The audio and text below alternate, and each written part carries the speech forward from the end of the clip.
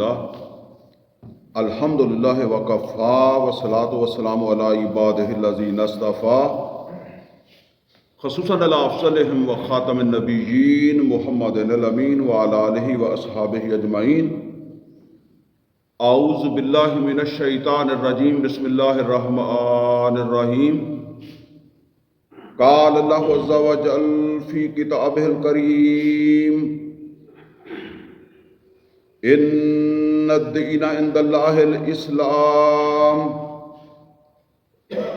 وما اختلف الذین اوتوا الکتاب الا من بعد ما جاءهم العلم بغیا بینہم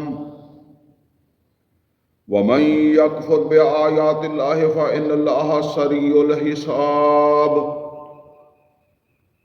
فَإِنْ حَاجُّوكَ فَقُلْ أَسْلَمْتُ وَجْهِيَ لِلَّهِ وَمَنِ اتَّبَعَنِ وَقُلِ الَّذِينَ أُوتُوا الْكِتَابَ وَالْأُمِّيِّينَ أَأَسْلَمْتُمْ فَإِنْ أَسْلَمُوا فَقَدِ اهْتَدَوْا وَإِنْ تَوَلَّوْا فَإِنَّمَا عَلَيْكَ الْبَلَاغُ وَاللَّهُ بَصِيرٌ بِالْعِبَادِ۔ صدق اللہ العلی العظیم۔ رب اشرح لی صدری ویسر لی امری واحلل عقدۃ من لسانی یفقہوا قولی۔ اللہم ارنا الحق حقا وارزقنا اتباعہ وارنا الباطل باطلا وارزقنا اجتنابہ، آمین یا رب العالمین۔ عزیز دوستو، آج ہمارا 13واں درس ہے اور اس درس کے حوالے سے سورہ آل عمران کی 2 آیات ہیں، آیت نمبر 19 اور آیت نمبر 20، جن کی میں نے تلاوت کی ہے۔ ان آیات کے حوالے سے جو موضوع ہم سمجھنے لگے ہیں وہ ہے دین اسلام کا مکمل سٹرکچر،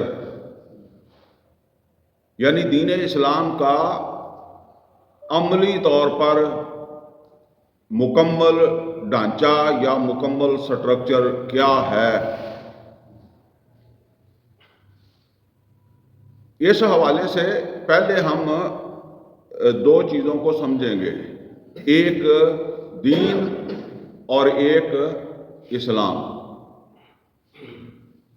دین کئی معنوں میں قرآن حکیم کے اندر بھی استعمال ہوا ہے اور ظاہر ہے عربی زبان کے اندر بھی یہ مختلف مفہوم ہیں جن کے لیے یہ لفظ جو ہے وہ بولا جاتا ہے۔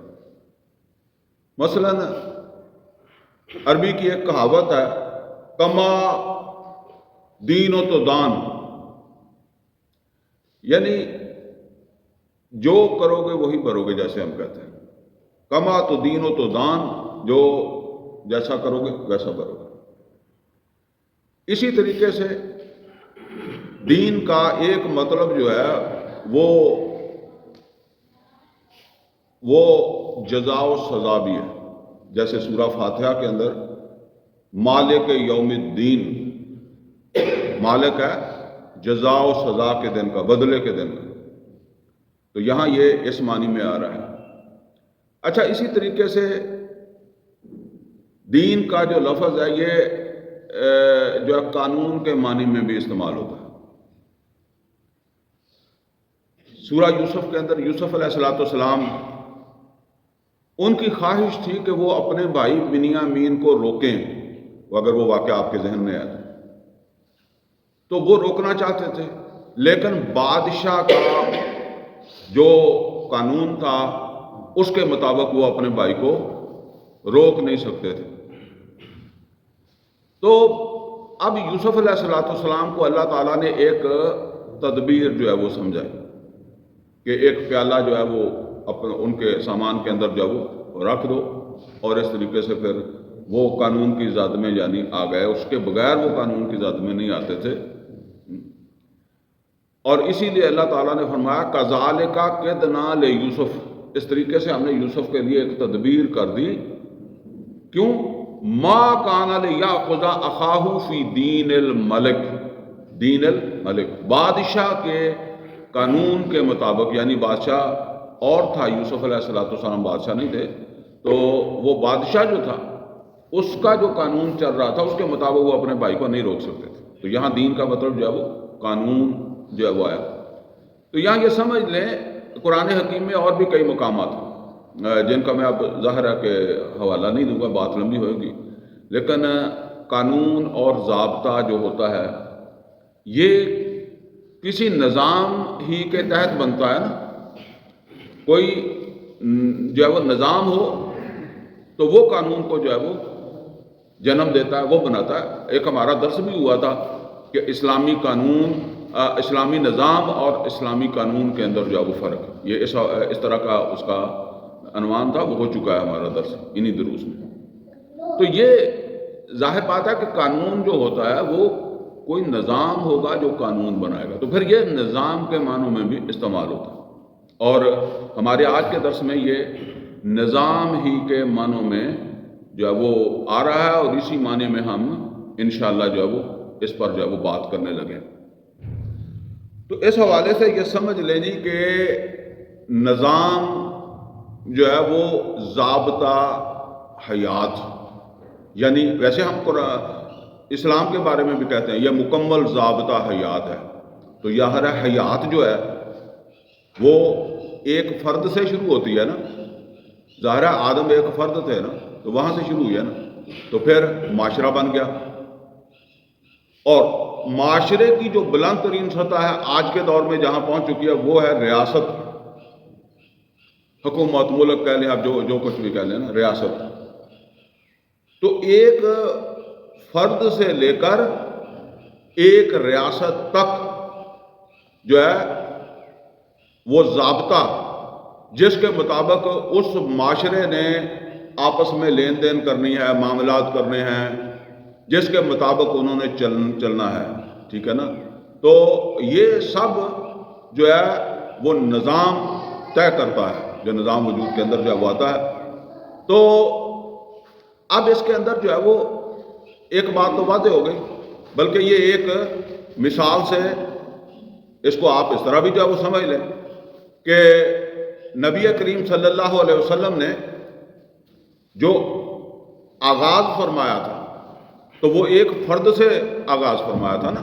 غار حرا کے اندر جو ہے وہ آپ تھے اور وہاں وحی آئی، ایک فرد سے آغاز ہوا. البتہ یہ انتہا تک یا چوٹی تک کب پہنچا ہے؟ جب ایک ریاست وجود کے اندر جو ہے وہ آ گئی، ایک معاشرہ اپنی بلند ترین سطح کے اوپر جو ہے وہ پہنچ گیا ہے. تو اب نبی صلی اللہ علیہ وسلم کا وہ جو مشن تھا وہ مکمل ہوا ہے. اب ایک نظام وجود کے اندر آ گیا ہے، حکومت قائم ہو گئی ہے محمد رسول اللہ صلی اللہ علیہ وسلم کی. اب اسلام کیا ہے؟ جب ہم کہتے ہیں دین اسلام، تو یہاں یہ سمجھ لیں کہ ہر معاشرہ جو ہوتا ہے اس کا اپنا نظام ہوتا ہے، اور اسی کے مطابق وہ پھر قوانین جو ہے وہ بناتا ہے. اور اسی طریقے سے اللہ تعالیٰ نے جو کتاب نازل فرمائی ہے، قرآن حکیم نازل فرمایا، محمد رسول اللہ صلی اللہ علیہ وسلم کو جو ہے وہ بھیجا، تو نبی صلی اللہ علیہ وسلم نے اللہ تعالیٰ کی اس کتاب، اللہ تعالیٰ کی مرضی کے مطابق ایک نظام قائم کیا. اور اس نظام کی خصوصیت کیا ہے کہ یہ مبنی بر اسلام ہے. یعنی نیچے سے لے کر، ایک فرد سے لے کر ریاست کی جو بلند ترین سطح ہے اس تک اس میں اسلام ہے. اسلام کا معنی ویسے اسلام بھی کئی معنوں میں استعمال ہوتا ہے، لیکن یہاں جس معنی میں آ رہا ہے وہ کیا ہے؟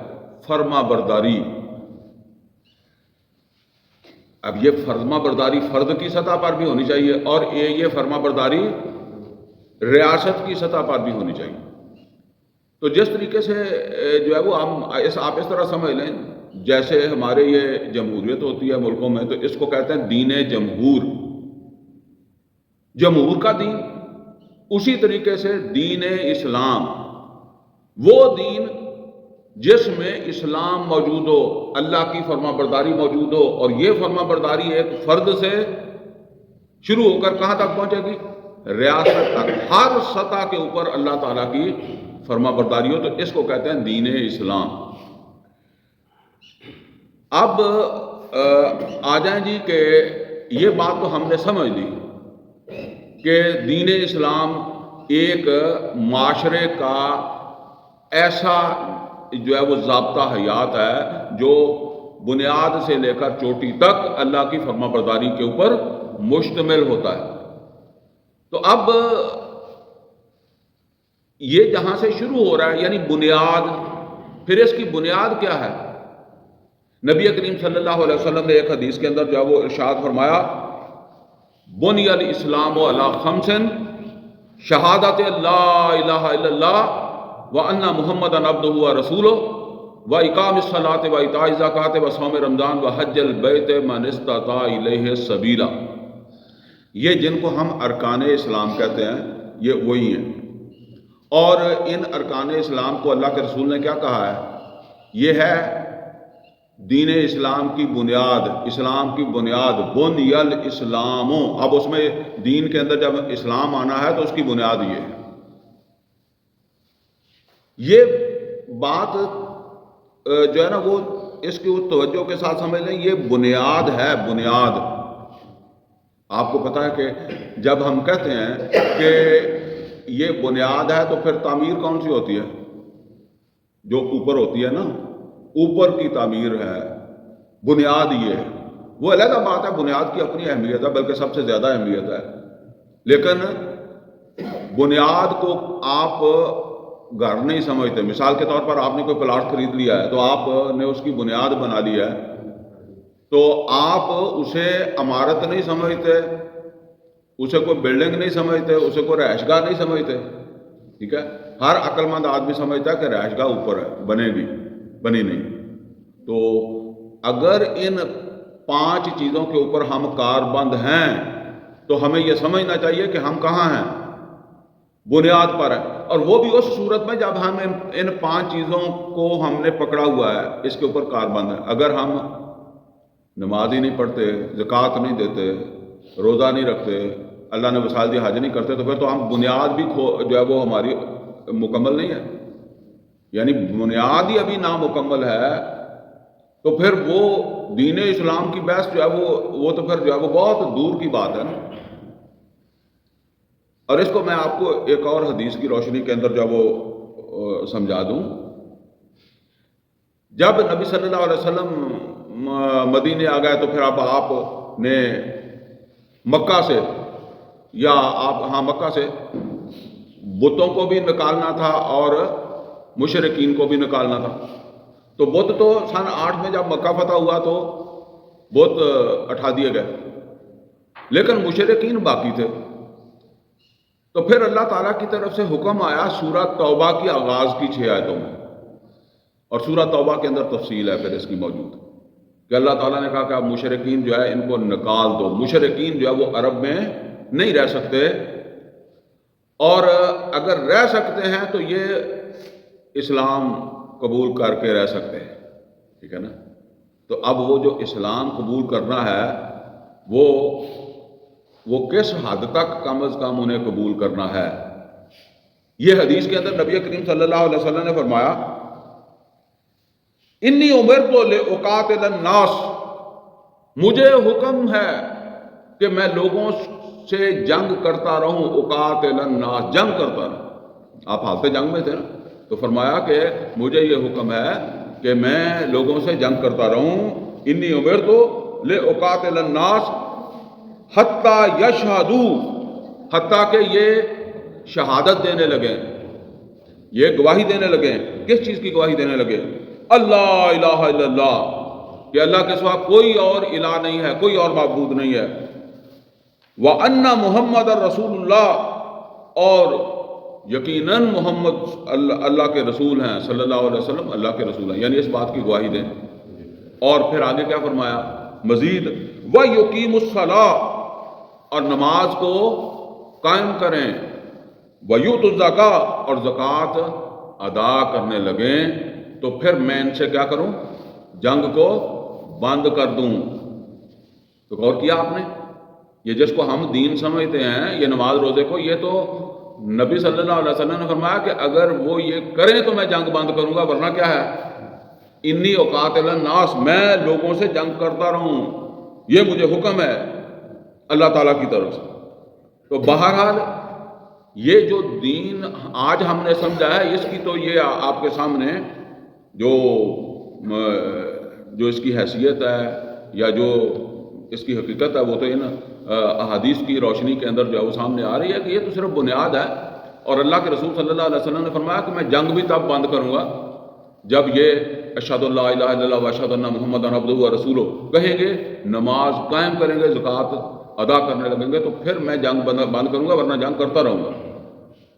ہم نے جو دین اس وقت سمجھا ہے، یا جس سطح کے اوپر ہم اپنے آپ کو مومن یا مسلمان سمجھتے ہیں نا، وہ تو بس اتنا ہی ہے کہ اگر اس دور میں ہوتے تو جان ہماری بچتی اتنا کر کے۔ بہرحال اب یہ سمجھ لیں کہ بنیاد جو ہوتی ہے، بنیاد کے اوپر جو ہے وہ تعمیر ہوتی ہے۔ تو بنیاد کے اوپر جو تعمیر ہے، اس کو آپ ایک 3 منزلہ عمارت جو ہے نا، اس کو ذرا ذہن کے اندر لائیں۔ یعنی اوپر ایک عمارت تعمیر کرنی ہے، اور اس عمارت کی 3 منزلیں ہیں۔ 3 منزلوں کا کیا مطلب ہے کہ اس کی 3 چھتیں ہیں، یعنی 3 چھتیں ہیں، اور آپ یوں سمجھ لیں کہ یہ عمارت جو ہے نا، یہ کھڑی ہے 4 چیزوں کے اوپر، بلکہ 5 چیزوں کے اوپر کہہ لیں۔ ایک تو وہ ایمان ہے، اشہد اللہ الہ الا اللہ و اشہد ان محمد عبدہ و رسولہ، اور 4 اس کے ستون ہیں۔ وہ 4 ستون کون سے ہیں؟ نماز، روزہ، حج، زکوٰۃ، یہ جن کا بنیاد میں ذکر ہے، یعنی یہ ستون ہیں۔ اور یہ ستون کہاں تک جائیں گے؟ آخری چھت جہاں تک تیسری چھت پڑے گی نا، 3 منزلہ عمارت کا نقشہ میں نے کہا نا، ذہن میں لائیں۔ اچھا، ان ستونوں کے اوپر یہ نماز، روزہ، حج، زکوٰۃ، اور نیچے ایمان ہے، اشہد اللہ الہ الا اللہ و اشہد ان محمد عبدہ و رسولہ، وہ ایمان ہے، اور اس کے اوپر یہ ستون ہے۔ ان کے اوپر جا کر پہلی چھت آئے گی، تو وہ پہلی چھت یا دین اسلام کے عملی پہلو کے اعتبار سے اس کا جو پہلا مرحلہ ہے وہ کیا ہے؟ وہ پہلا مرحلہ یا پہلی چھت وہ ہے پورے کے پورے دین اسلام کے اوپر خود عمل کرنا۔ یہاں لفظ ہے خود، سمجھ لیں۔ وہ جو کہہ رہا ہے نا کہ جو پابند ہو گیا ہے بنیاد کا، جیسے جو بنیاد کے اوپر کھڑا ہے، تو اب اگلا مرحلہ کیا ہے کہ پورے کے پورے دین اسلام کے اوپر خود عمل کرنا اور اس کے اوپر کاربند رہنا۔ اچھا، اس حوالے سے یعنی دین اسلام کے اوپر خود کاربند، پورے کے پورے دین اسلام کے اوپر خود کاربند جو ہے وہ رہنے کے لیے، خود اس کے اوپر جو ہے وہ عمل کرنے کے لیے، قرآن کریم میں سے 4 مختلف مقامات سے میں آپ کو آیات سناؤں گا جس میں یہ مطالبہ کیا گیا ہے۔ اور اس میں سب سے پہلے سورہ بقرہ کی آیت نمبر 208 ہے، جس میں اللہ تعالیٰ نے ارشاد فرمایا، یا ایھا الذین آمنوا، اے ایمان والو۔ یہ اب جب ایمان والے کہا جا رہا ہے تو یہ وہ ہیں جنہوں نے بنیاد بنا لی، جو بنیاد کے اوپر کھڑے ہو گئے۔ یا ایھا الذین آمنوا، اے ایمان والو، ادخلوا فی السلم کافہ۔ ادخلوا حکم ہے، داخل ہو جاؤ، کس میں؟ فی السلم، اسلام میں۔ یہ حکم ہے اللہ کا، اسلام میں پورے کے پورے داخل ہو جاؤ۔ تو کیا مطلب ہے؟ فرما برداری مکمل کرو، مکمل فرما بردار بن جاؤ، پورے کے پورے اسلام میں داخل ہو جاؤ۔ میں وہ داخل ہونے کے حوالے سے ایک مثال دیا کرتا تھا کہ پہلے ہمارے یہاں بسیں چلتی تھیں، اب تو یہ اے سی بسیں آئی ہیں، یہ مختلف ہے ان کا معاملہ۔ وہ جو بسیں چلتی تھیں وہ ہر سیٹ کے ساتھ شیشے لگے ہوتے تھے، اور شیشے آگے پیچھے ہوتے تھے، اور راستہ باہر کو کھل جاتا تھا۔ مطلب آپ ہاتھ باہر نکال سکتے ہیں، گردن باہر نکال سکتے ہیں۔ باہر سے کوئی جہاں کہیں وہ بس جو ہے وہ آ کر رکتی تھی تو وہاں وہ کوئی پکوڑے والے، گنڈیری والا، سموسے والے آ جاتے تھے۔ ہر سواری اپنی مرضی کا سودا لے لیتی تھی۔ یہ پوری بس کے دونوں طرف یہ لگے ہوئے ہوتے تھے. اچھا، اب اس میں سے ایک یہ مسئلہ بھی تھا کہ جب بس چلتی تھی تو پھر کوئی نہ کوئی ہاتھ باہر نکال لیتا تھا، کوئی گردن باہر نکال لیتا تھا. تو ڈرائیور اس حوالے سے بڑی فکر کرتا تھا کہ کوئی باہر کسی چیز سے ٹکرا جائے گا، ایکسیڈنٹ ہو جائے گا. لہذا ان بسوں میں جو ہدایات لکھی ہوتی تھی اس میں ایک لازمی ہدایت یہ ہوتی تھی کہ سر اور بازو اندر رکھیں. بس اب اسی کے اوپر جو ہے وہ سمجھ لیں کہ پورے کے پورے اسلام میں داخل کیسے ہونا ہے. جیسے وہ آدمی جو بس میں بیٹھا ہوا ہے اس کا سر باہر ہے، اس کا بازو باہر ہے. یہ بس میں بیٹھا ہوا ہے لیکن بازو باہر ہے. اسی طریقے سے اسلام کے اندر جو ہے وہ آ گیا ہے اور حرام کھا رہا ہے تو پیٹ باہر ہے، بد نظری کر رہا ہے تو آنکھیں باہر ہیں، اسلام سے باہر ہیں. اور اسی کے اوپر آج اب آپ قیاس کر رہے ہیں کہ اس کے اندر ہوتے ہوئے بھی باہر ہے، اس کا کچھ حصہ تو باہر ہے نا. یہ بات اللہ تعالیٰ فرما رہا ہے کہ یا ایھا الذین آمنوا، اے ایمان والو، ادخلوا فی السلم کافہ. ابھی تک جو تمہارا حصہ باہر ہے نا اسلام سے، اس کو بھی اندر کرو. اس پر بھی اللہ کی فرما برداری جو ہے وہ نافذ کرو، اس کو بھی اللہ کے فرمان کے مطابق کرو. ولا تتبعوا خطوات الشیطان انہ لکم عدو مبین. اب میں نے 4 مقامات آپ کو بتانے تھے، ایک بتایا. تو اگلا مقام سورہ تغابن کی آیت نمبر 12 میں اللہ تعالیٰ نے فرمایا آتی اللہ و آتی الرسول. اطاعت کرو اللہ کی اور اطاعت کرو رسول صلی اللہ علیہ وسلم کی. فَإِن تَوَلَّيْتُمْ فَإِنَّمَا عَلَىٰ رَسُولِنَا الْبَلَاغُ الْمُبِينُ. اگر تم منہ پھیرو گے، اطاعت نہیں کرو گے، تو ہمارے رسول کا ذمہ ابلاغ کرنا تھا، تبلیغ کرنا تھا، تمہیں یہ سمجھا دینا تھا کہ اللہ کو آدھی بندگی نہیں چاہیے. یہ بات نوٹ کر لیں. یہ سورہ بقرہ میں یہ بھی ایک درس ہمارا ہو چکا ہے جس میں ہم نے یہ پڑھا تھا کہ اللہ ادھوری بندگی کی تو دنیا میں بھی سزا دیتا ہے اور آخرت میں بھی. سورہ بقرہ میں غالباً 85 نمبر آیا تھا نا.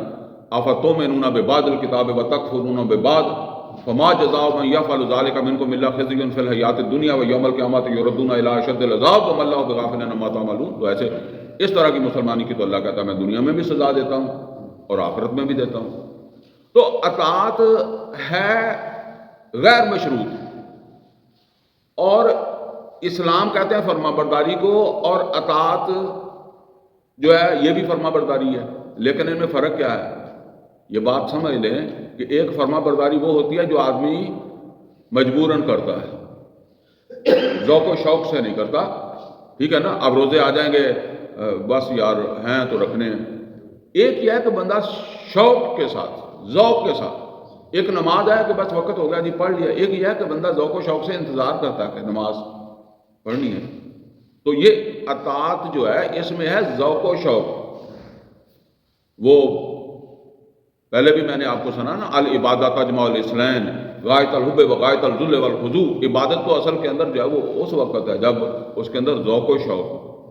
ٹھیک ہے نا. تو اطاعت تو وہ ہے. تو فرمایا کہ اگر تم ذوق و شوق سے اللہ کی مکمل فرما برداری نہیں کرتے تو پھر تم اپنی ذمہ داری تمہارے اوپر اپنی ہی ہے، پھر تم نے کیسے جنت میں جانا ہے. فَإِن تَوَلَّيْتُمْ اِنَّمَا عَلَىٰ رَسُولِنَا الْبَلَاغُ الْمُبِينُ. ہمارے رسول نے تو سمجھا دینا تھا کہ ذوق و شوق کے ساتھ اللہ کی مکمل فرما برداری کرو، پھر اللہ سے امید رکھو. تو 2 مقامات ہو گئے وہ پہلی چھت کے حوالے سے. تیسرا مقام سورہ آل عمران کی آیت نمبر 102، جہاں کیا فرمایا؟ یا ایھا الذین آمنوا اتقوا اللہ. اے ایمان والو اللہ کا تقوی اختیار کرو. تقوی اس کی بڑی لمبی تشریح ہو سکتی ہے، لیکن بس میں ذرا مختصر ہی کروں گا. فکر کے ساتھ زندگی گزارنا، مجھ سے کوئی نافرمانی نہ ہو جائے، یا میری کوئی ذمہ داری نہ رہ جائے. مجھے کوئی کام کرنا ہے اللہ کی طرف سے مجھے کوئی کام سونپا گیا ہے، نماز کا حکم دیا گیا، وہ کام نہ رہ جائے مجھ سے. اور دوسرا یہ ہے کہ مجھ سے کوئی نافرمانی نہ ہو جائے، کوئی بھول چوک نہ مجھ سے ہو جائے. ہر وقت اس فکر کے ساتھ یا ایھا الذین آمنوا اتقوا اللہ، اے ایمان والو اللہ کا تقوی اختیار کرو. حق تقاتے، جتنا اس کا حق ہے. یہ حق اللہ کا حق تو وہ صحابہ کرام رضوان اللہ تعالیٰ علیہم اجمعین نے کہا نا کہ اے اللہ کے رسول ہم تو انسان ہیں.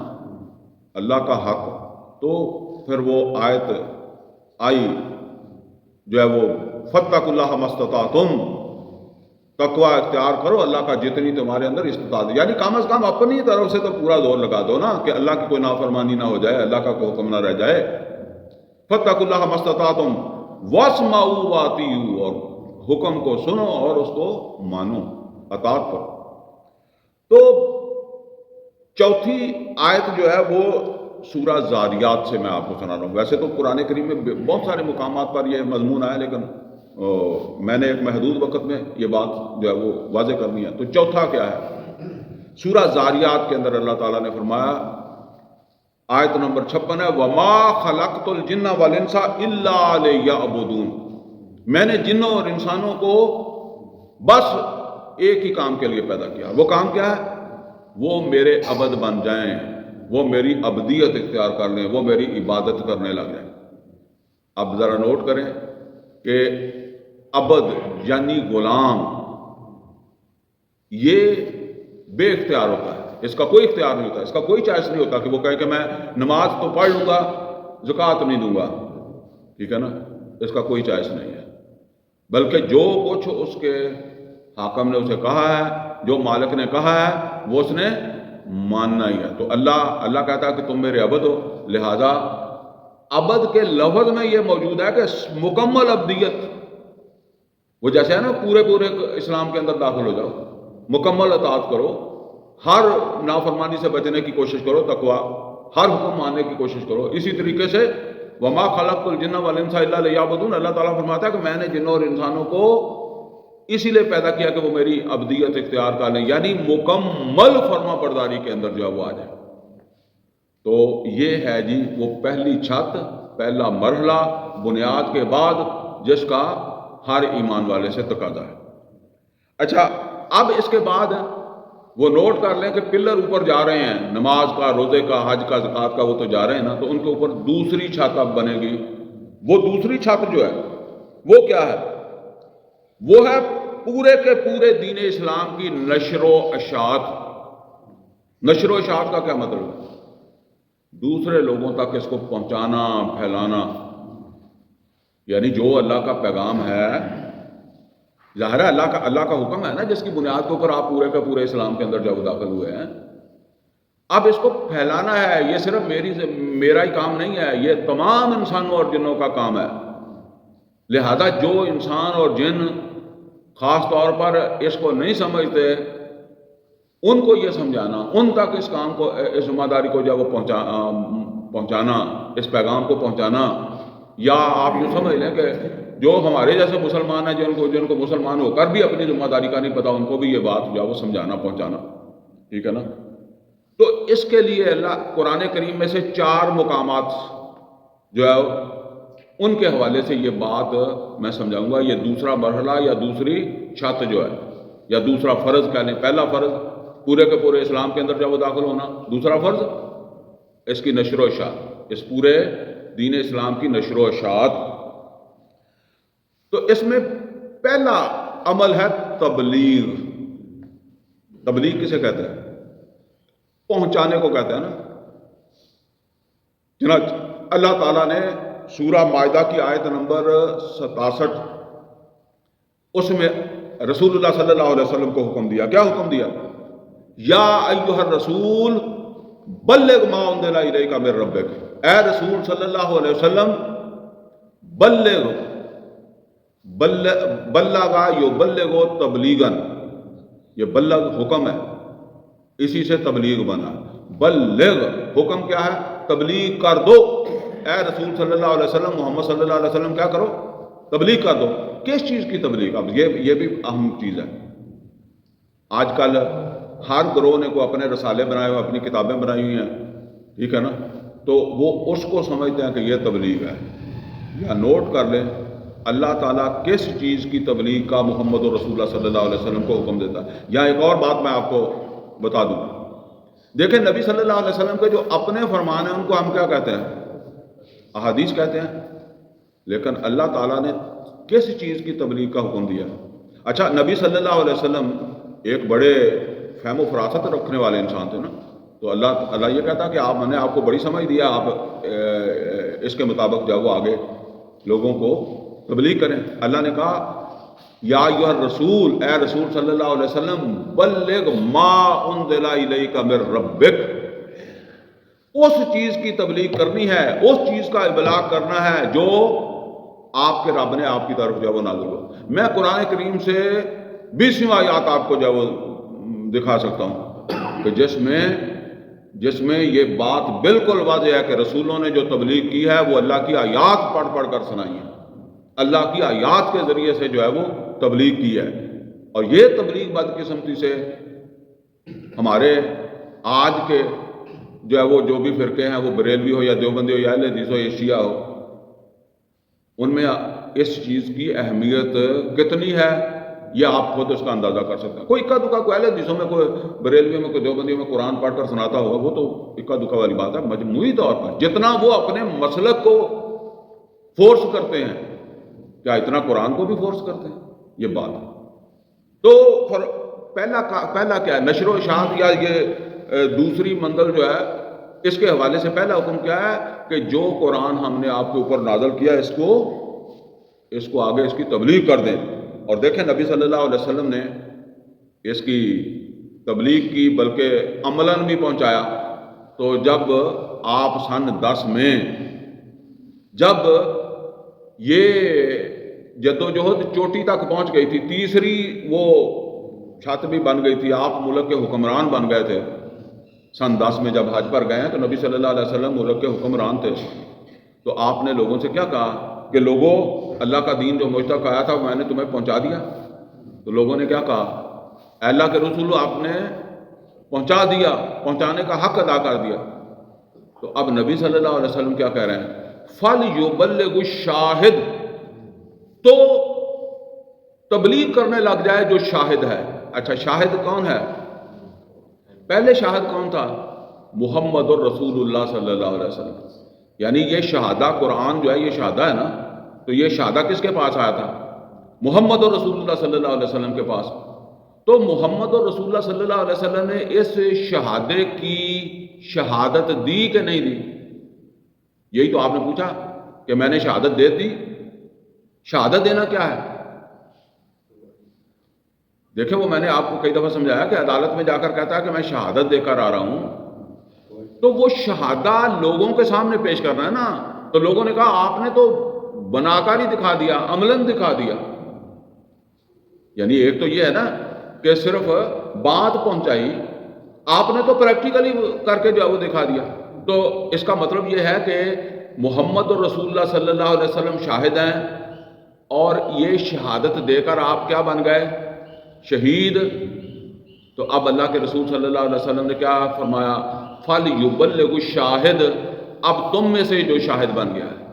سمجھ گیا نا؟ یعنی میں نے شہادت دے کر تمہیں شاہد بنا دیا. پہلے تو وہ تھا نا کہ اِنَّا أَرْسَلْنَاكَ شَاهِدًا وَمُبَشِّرًا وَنَذِيرًا، میں نے تم کو شاہد بنا دیا ہے اور میں شہادت دے کر شہید بن گیا ہوں. فَلْيُبَلِّغُ الشَّاهِدُ الْغَائِبَ، اب جو کہتا ہے جو شاہد بن گیا یہ غائب تک اس کو جو ہے وہ پہنچائے. اور نبی صلی اللہ علیہ وسلم نے یہ پابندی نہیں لگائی کہ کسی آدمی کے پاس اتنے علوم ہونے چاہیے، کسی آدمی نے جو ہے وہ یہ کیا ہو، وہ کیا ہو، صرف و نحو پڑھا ہو، یہ فلاں کیا ہو. کسی صحابی کو، یہ صرف و نحو تو بنے ہی بعد میں ہے، نبی صلی اللہ علیہ وسلم کے زمانے یہ کچھ نہیں تھا. اس کے جو اصول ہیں نا گرامر کے، یہ حضرت علی رضی اللہ تعالیٰ عنہ کی طرف منسوب ہے کہ انہوں نے یہ بنایا تھا. ان کی تو بولی تھی جیسے ہماری پنجابی بولی ہے. ہمیں پنجابی کی کوئی صرف و نحو آتی ہے یا اس کی گرامر آتی ہے؟ کوئی نہیں آتی. ٹھیک ہے نا؟ وہ ایسے ہم قدرتی طور پر جو وہ بولتے ہیں.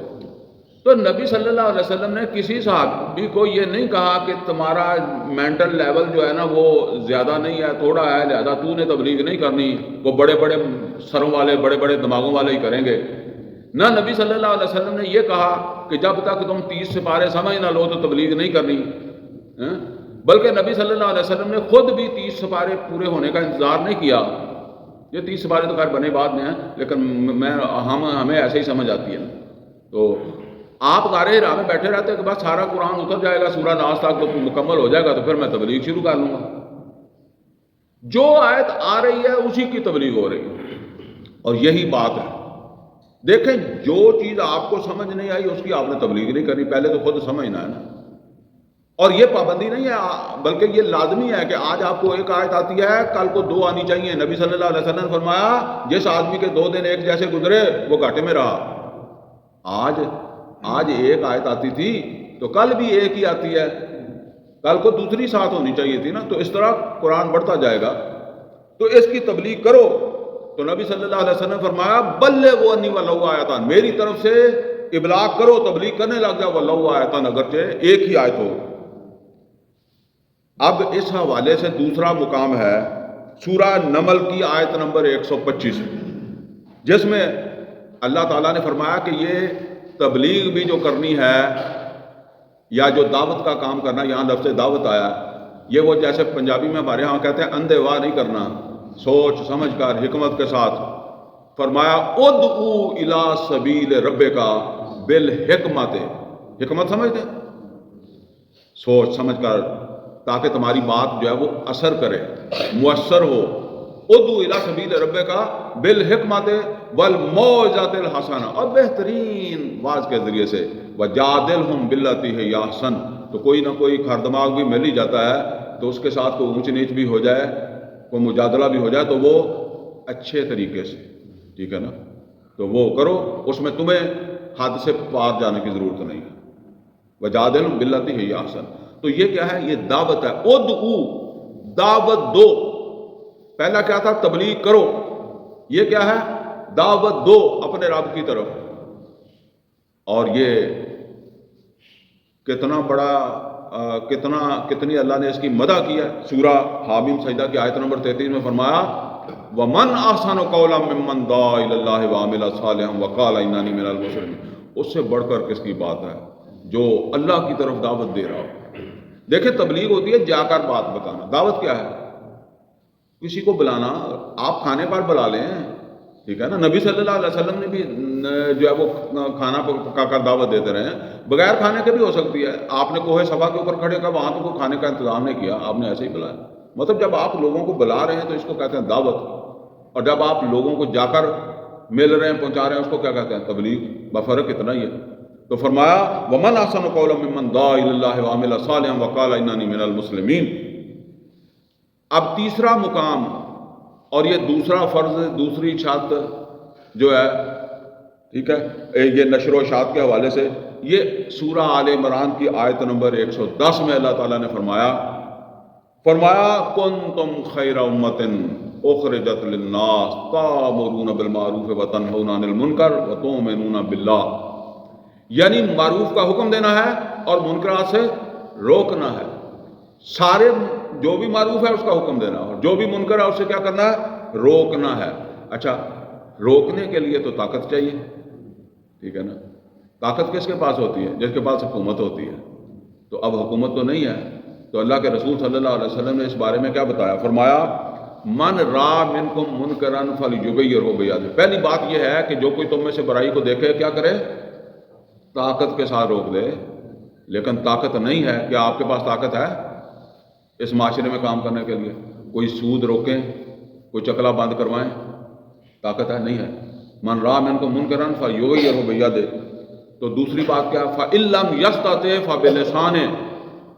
اگر یہ استطاعت نہیں ہے تو پھر کیسے روکنا ہے, بلسانہ, اپنی زبان کے ذریعے سے. اپنی زبان کے ذریعے سے معاشرے کے اندر شعور پیدا کرو, ان کو بتاؤ کہ یہ کام غلط ہے. جس طرح نبی صلی اللہ علیہ وسلم مکہ میں کر رہے تھے. مکہ میں طاقت کے ساتھ تو نہیں کر رہے تھے نا, کس کے ساتھ کر رہے تھے, یہی دعوت و تبلیغ زبان کے ذریعے سے جاؤ, لوگوں کو سمجھاؤ. کوشش کرو گے تو انہیں میں سے کچھ لوگ سمجھ آئیں گے. نوح علیہ السلام بھی تو بغیر طاقت کے کرتے ہی رہے, شعیب علیہ السلام, لوط علیہ السلام. یہ علیحدہ بات ہے کہ لوگوں کو اثر ہوا یا نہیں ہوا. تو لوگ تو یہاں ہمیں ہی تانا دیتے رہتے ہیں نا کہ جی آپ کو کتنے سال ہو گئے, 35 سال ہو گئے, 40 سال ہو گئے, ٹھیک ہے, یہ کیا جو ہے وہ کیا بنا. تو ہم تو کچھ بھی نہیں کیا ہم نے, اور اتنی جان ہم نے ماری ہی نہیں ہے, مار سکتے ہی نہیں ہے جتنی انہوں نے جان ماری. تو لہٰذا جو ہے وہ بس تم کرتے رہو, کرتے کرتے تمہیں موت آ جائے. اور نبیوں کے بعد ہمیشہ ہی ایسے ہوا ہے. ایک اور حدیث کے اندر نبی صلی اللہ علیہ وسلم نے فرمایا ما من نبی بعث اللہ فی امۃ قبلی. مطلب یہ ہے کہ مجھ سے پہلے جتنے بھی نبی مبعوث ہوئے تو ان میں ہمیشہ اسی طرح ہی ہوا، ما من نبی بعث اللہ فی امت قبلی الا کان لہ فی امتہ حواریون و اصحاب، لیکن اس کو کچھ نہ کچھ حواری اصحاب مل جاتے تھے، کچھ 4 بندے مل ہی جاتے تھے۔ تو فرمایا جب وہ رسول یا نبی جب فوت ہوتا تھا کیا ہوتا تھا، وہ حواری کیا کرتے تھے، یاخذون بسنتہ و یقتدون بامرہ، تو اس کے ایک ایک حکم کو مضبوطی سے پکڑتے تھے، ایک ایک سنت کو پکڑتے تھے۔ اب اندازہ کریں خلفاء راشدین کے دور میں کتنا اہتمام تھا۔ ابو بکر صدیق رضی اللہ تعالیٰ عنہ کہتے ہیں کہ میں وہ رسی بھی زکوٰۃ کے ان کے ساتھ لوں گا جو محمد اور رسول اللہ صلی اللہ علیہ وسلم لیتے تھے۔ یبدل الدین وانا ہے، کیا میری زندگی میں دین میں تبدیلی ہو جائے گی، اس کے لوگ زکوٰۃ نہیں دیں گے؟ ٹھیک ہے نا، یہ ہے۔ تو فرمایا یاخذون بسنتہ و یقتدون بامرہ ثم انھا تخلف من بعدہم خلوف، اس کے بعد نہ خلف لوگ آ جاتے تھے، یقولون ما لا یفعلون و یفعلون ما لا یؤمرون، جو کہتے تھے وہ کرتے نہیں تھے، جو کرتے تھے اس کا اللہ نے تو حکم نہیں دیا ہوتا تھا، لیکن وہ اسے اللہ کے نام لے کر یا رسول کا نام لے کر کیا وہ کام کرتے رہتے تھے۔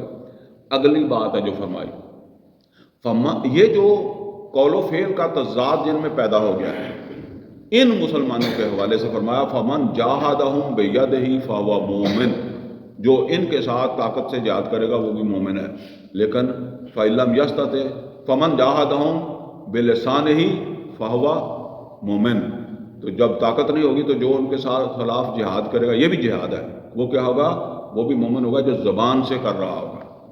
اور فمن جاہدہم بقلبہ فہو مومن، آخری بات کیا ہے، جو اپنے دل میں جہاد کرے گا۔ دیکھیں حالات ایسے ہو سکتے ہیں، کوئی ظالم آپ کے سر پر تلوار لے کر بیٹھ جائے، منہ نہ کھولنے دے، کوئی فرعون، کوئی CTD والا اپنے آپ کے سر پر آ کر بیٹھ جائے، منہ پر ہاتھ رکھ لے، تو اللہ کے رسول فرماتا ہے پھر بھی دل میں اسے قبول نہیں کرنا، ٹھیک ہے، منہ بند رکھو پھر بھی جہادی ہے، لیکن دل سے اسے قبول نہیں کرنا، پھر جا کر ان کو ووٹ نہیں ڈالنے، ان کا زندہ باد مردہ باد نہیں کرنا ان کا، ٹھیک ہے نا، جو ایسا کرنے والے ہیں، تو پھر اپنے دل میں اس کو جو وہ برا سمجھنا ہے۔ فرمایا وَلَيْسَ وَرَاءَ ذَلِكَ مِنَ الْإِيمَانِ حَبَّةُ خَردَلٍ، اس کے بعد پھر کیا ہے، یہ بھی نہیں گیا ہے تو پھر کچھ بھی نہیں رہا پلے، تو جب ان کے ساتھ شامل ہی ہو گیا پھر کیا رہ گیا۔ بہرحال تیسرا مقام، چوتھا مقام، 3 مقام میں نے آپ کو اس کے جواب بتا دیے، سورہ مائدہ، سورہ نمل اور سورہ آل عمران۔ اور چوتھا مقام قرآن کریم میں سے سورہ بقرہ کی آیت نمبر 143، کیا فرمایا، وَكَذَلِكَ جَعَلْنَاكُمْ أُمَّةً وَسَطًا لِتَكُونُوا شُهَدَاءَ عَلَى النَّاسِ، اسی طریقے سے ہم نے تم کو امت وسط بنا دیا، جس طرح پہلے بنی اسرائیل کو بنایا تھا، سورہ بقرہ میں پیچھے بنی اسرائیل کا ذکر ہے نا، تو اسی طریقے سے اب ہم نے تمہیں امت وسط بنا دیا، لِتَكُونُوا شُهَدَاءَ عَلَى النَّاسِ، تاکہ تم لوگوں کے اوپر جو ہے وہ شہادت دو۔ کذالک جعلناکم امۃ وسطا لتکونوا شہداء علی الناس ویکون الرسول علیکم شہیدا، رسول بھی شہادت دے کر شہید بنے گے اور تم بھی شہادت دو۔ یہ کس حوالے سے ہے، مطلب یہ ہے کہ اس کی نشر و اشاعت کرنی ہے، یہ دوسرا مرحلہ ہے، دوسری چھت ہے کہ اب یہ اس پیغام کو دوسروں تک جب وہ پہنچانا ہے، اس دین پورے کے پورے دین اسلام کی نشر و اشاعت کرنی ہے، تو یہ قرآن کی کو آگے پہنچانا ہے نا۔ اور یہ نشر و اشاعت یا یہ شہادت، اس کے بارے میں نبی صلی اللہ علیہ وسلم کی آنکھوں میں خود آنسو آ گئے تھے۔ سورہ نساء کی آیت نمبر 41 ہے۔ ایک دفعہ نبی صلی اللہ علیہ وسلم کے سامنے قرآن پڑھا جا رہا تھا، تو جب یہ آیت آئی فَكَيْفَ إِذَا جِئْنَا مِن كُلِّ أُمَّةٍ بِشَهِيدٍ وَجِئْنَا بِكَ عَلَىٰ هَٰؤُلَاءِ شَهِيدًا، نبی صلی اللہ علیہ وسلم خود رو پڑے۔ یہ شہادت اتنی بھاری ذمہ داری ہے۔ بہرحال اس کے بعد اب آ گیا ہے تیسرا مرحلہ، تیسری چھت یا تیسرا فرض، اور وہ کیا ہے، دین اسلام کو عملاً قائم کر دینا۔ جب آپ نے نشر و اشاعت کیا، دعوت و تبلیغ کا کام کیا ہے، اگر تو آپ کو لوگ نہیں ملے تو پھر آپ دعوت و تبلیغ کا کام کرتے رہیں اور مر جائیں، موت تک کرتے رہیں، اور اگر لوگ ملے ہیں جیسے محمد اور رسول اللہ صلی اللہ علیہ وسلم کو ملے اور نوح علیہ السلام کو نہیں ملے، تو محمد اور رسول اللہ صلی اللہ علیہ وسلم نے آگے پھر جہاد کیا، جدوجہد کی اور دین کو جو ہے وہ قائم کیا۔ تو اگر اس معاشرے سے لوگ ملتے ہیں تو پھر اگلا کام کیا ہے، کام کا تو پتہ ہونا چاہیے نا، بندے تو ملیں گے بعد میں، ٹھیک ہے نا۔ تو سورہ مدثر میں اللہ تعالیٰ نے فرمایا رب کی بڑائی، یا ایھا المدثر قم فانذر وربک فکبر، اے لحاف میں یا کمبل میں لپٹنے والے کھڑے ہو جائیے، کیا کیجئے؟ اپنے رب کی بڑائی کیجئے۔ اور یہ بڑائی کب تک کرتے رہنا ہے؟ وَرَبَّكَ فَكَبِّرْ، آپ کا رب بڑا ہو جائے، آپ کے رب کی کبریائی ہو جائے۔ مطلب کیا ہے؟ میں وہ سمجھایا کرتا ہوں کہ مکہ میں محمد اور رسول اللہ صلی اللہ علیہ وسلم اور صحابہ کرام اللہ اکبر کہتے تھے، یہ جو اللہ اکبر ہے اس کے اس ماحول میں گواہی موجود تھی۔ 360 بت پڑے ہوئے ہیں، سارا مکہ مشرک ہے، اور وہاں ایک بندہ کیا کہہ رہا ہے؟ اللہ اکبر۔ دائیں بائیں کوئی گواہی ہے؟ ٹھیک ہے نا؟ یہ تو ایسا ہی ہے نا کہ کسی سینما بھرا ہوا ہے، فلم چل رہی ہے، اور اس میں کوئی بندہ جا کے کہے کہ یہ تو حرام ہے، ٹھیک ہے نا؟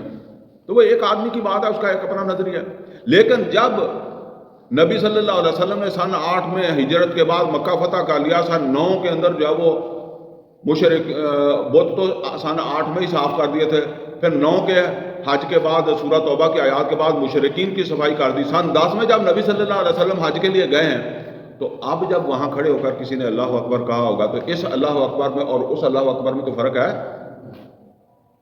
اس کی گواہی ہر طرف موجود ہے، سارا شہر مکہ گواہی دے رہا ہے، حرم گواہی دے رہا ہے، ٹھیک ہے نا؟ یہ ہے چوٹی۔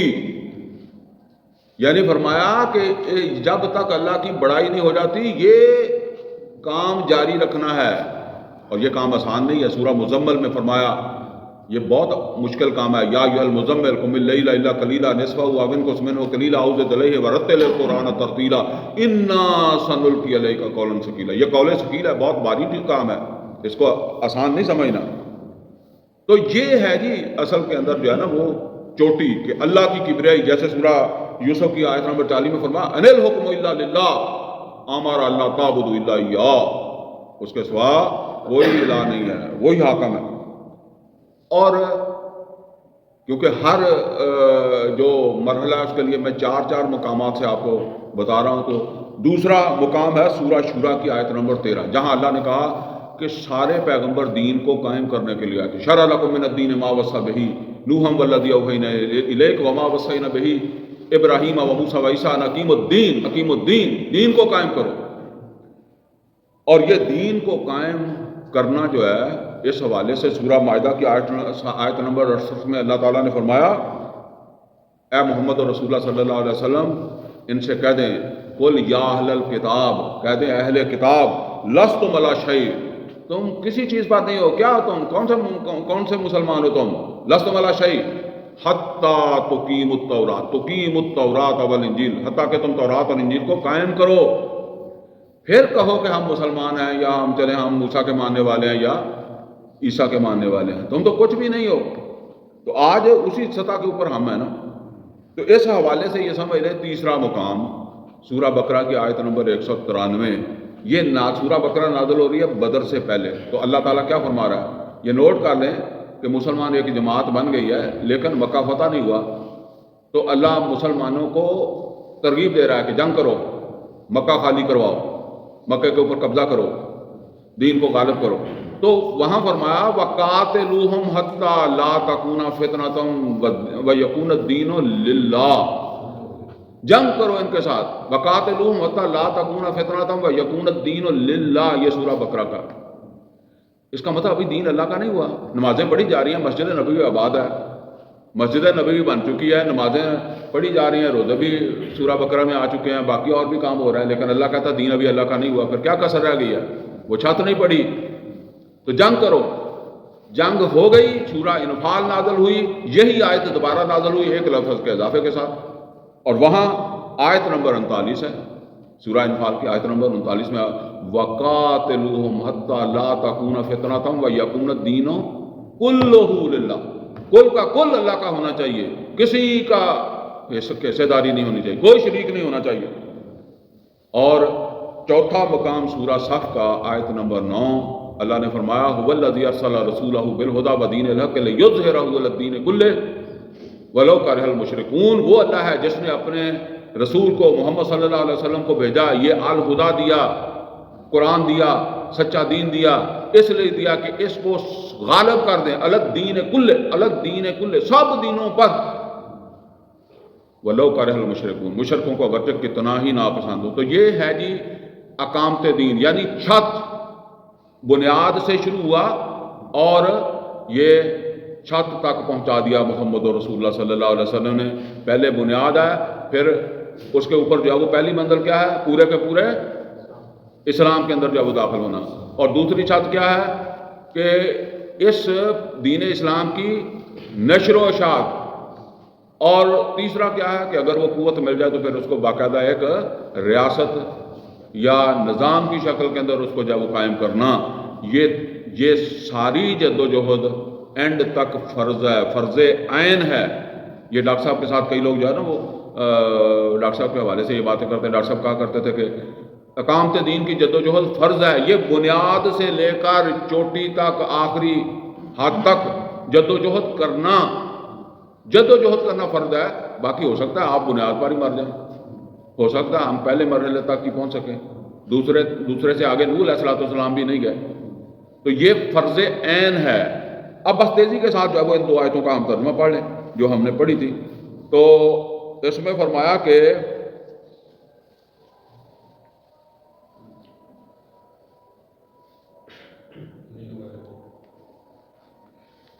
ان الدین عند اللہ الاسلام، بے شک یقیناً اللہ تعالیٰ کے نزدیک تو دین، نظام زندگی، ذاتہ حیات تو وہی ہے قابل قبول جو مبنی بر اسلام ہو، جس میں بنیاد سے لے کر چوٹی تک کیا ہو؟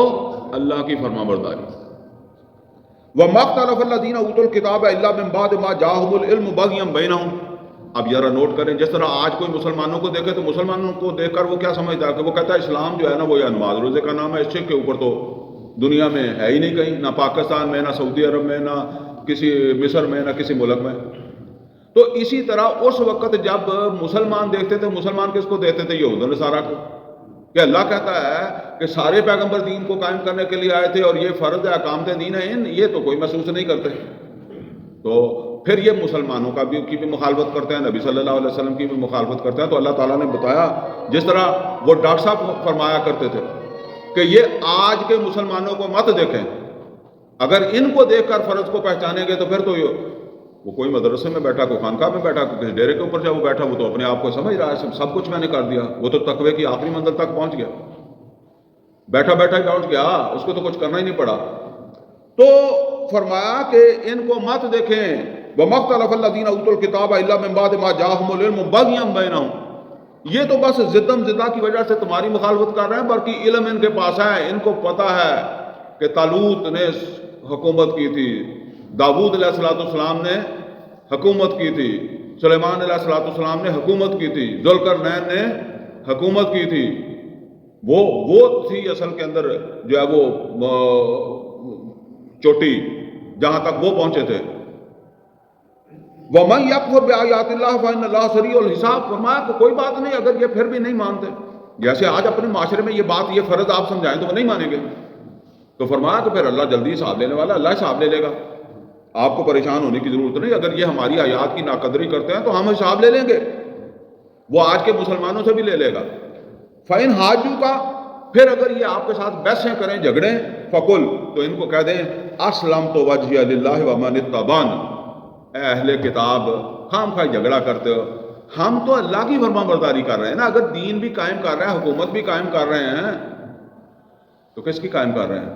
اللہ کی کر رہے ہیں۔ میرے ساتھی بھی اسی کام میں لگے ہوئے ہیں نا، اس دین اسلام کو سر بلند کرنے میں لگے ہوئے ہیں نا، تمہارا کیوں پیٹ درد کرتا ہے؟ یہ جب آپ کریں گے تو عام مسلمانوں میں سے بھی بہت ساروں کا پیٹ درد کرے گا نا۔ وَقُلِ الَّذِينَ أُوتُوا الْكِتَابَ وَالْأُمِّيِّينَ أَسْلَمْتُمْ، اور کہہ دیں ان لوگوں سے جنہیں کتاب دی گئی اور امیین سے بھی، وہ جو مکے کے لوگ ہیں نا امی، وہ بھی کہتے ہیں کہ ہم ابراہیم علیہ السلام کی اولاد ہیں، اسماعیل علیہ السلام کی اولاد ہیں، اللہ کو مانتے ہیں، بیت اللہ کے متولی ہیں، تو ان کو کہو کہ اسلمتم، کیا تم اسی طرح کے اسلام کو قبول کرتے ہو جس میں اللہ کی فرما برداری ہو، جس میں ہر سطح پہ اللہ کی فرما برداری ہو؟ کیا تمہیں یہ اسلام پسند ہے؟ فَإِنْ أَسْلَمُوا، نوٹ کریں، اگر وہ اس کو تسلیم کریں، اس بات کو مانیں کہ ہر سطح پر ہم اللہ تعالیٰ کی فرما برداری جو ہے اس کو قبول کریں گے، فَقَدِ اهْتَدَوْا، پھر وہ ہدایت یافتہ ہیں، تو اگر وہ کہیں ہم بنیاد کے اوپر ہی بیٹھے ہیں تو پھر اللہ حساب لے لے گا، پھر ضد والی بات ہے۔ وَإِن تَوَلَّوْا، پھر اگر رخ پھیریں، منہ پھیریں، فَإِنَّمَا عَلَيْكَ الْبَلَاغُ، اے محمد اور رسول اللہ صلی اللہ علیہ وسلم تو آپ نے ابلاغ کر دیا، آپ نے تبلیغ کر دی، آپ نے بات سمجھا دی، تو آپ کے اوپر کوئی بوجھ نہیں آئے گا۔ اور جب آپ اپنی زبان سے کوشش کر کے یہ بات پہنچائیں، ٹھیک ہے نا، تو پھر آپ پر بھی کوئی بوجھ نہیں آئے گا۔ واللہ بصیر بالعباد، باقی اللہ اپنے بندوں کو دیکھ رہا ہے کہ کون کیا کر رہا ہے، کون دین اسلام کو سربلند کرنے کے لیے تگ و دو کر رہا ہے، کون اس کا رستہ روک رہا ہے، کون اس کے رستے میں روڑے جو وہ ٹکا رہا ہے۔ تو الحمدللہ یہ جو آج کا ہمارا یہ درس ہے نا، ڈاکٹر صاحب نے اس کے اوپر جو وہ بڑی بات کی ہے، بلکہ ان کے 3 گھنٹے کے لیکچر بھی ہیں، اب تو پتہ نہیں وہ ملتے ہیں کہ نہیں ملتے، اور ایک کتابچہ بھی ان کا ہے دینی فرائض کا جامع تصور، اور بہرحال اس سے آگے پھر وہ کچھ اور چیزیں بھی ہیں، لیکن وہ آج صرف سٹرکچر کے حوالے سے میں نے بات کرنی تھی، تو یہ سٹرکچر ہے دین اسلام کا۔ اقول قولی ھذا واستغفر لی ولکم ولسائر المسلمین والمسلمات۔